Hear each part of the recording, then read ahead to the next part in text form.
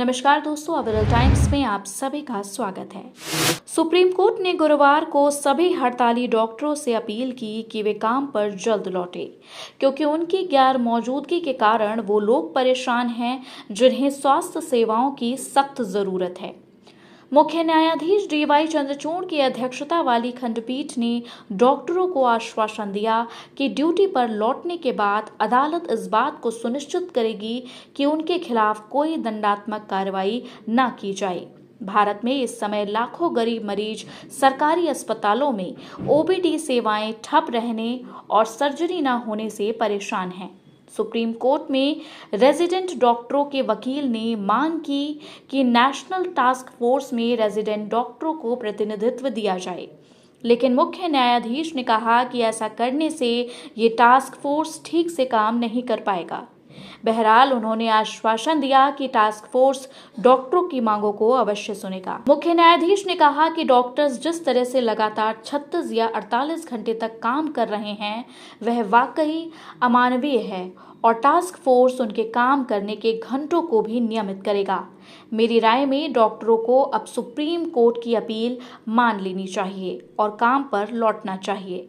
जहां तक कोलकाता में डॉक्टर बेटी की रेप हत्या के केस का सवाल है, सुप्रीम कोर्ट ने आज विस्तार से सभी पक्षों की बातें सुनी और राज्य सरकार को जमकर फटकार लगाई।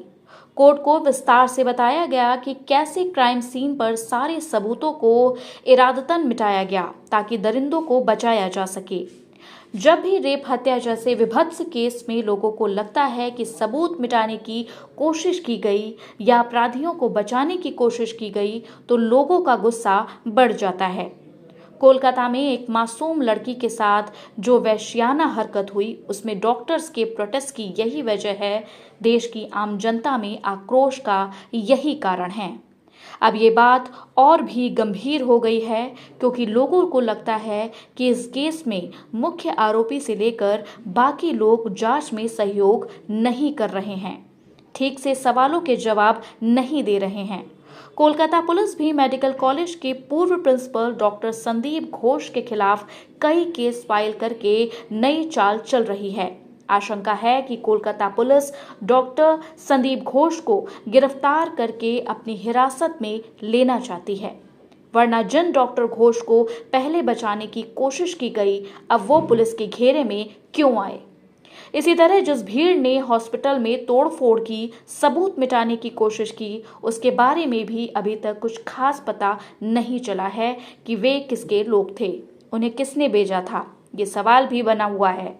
इस सारे मामले में एक और दुख की बात यह है कि डॉक्टर्स की हड़ताल के कारण देश भर में लाखों मरीज परेशान हैं, खासतौर पर सरकारी अस्पतालों में जहां गरीब मरीज इलाज कराने जाते हैं।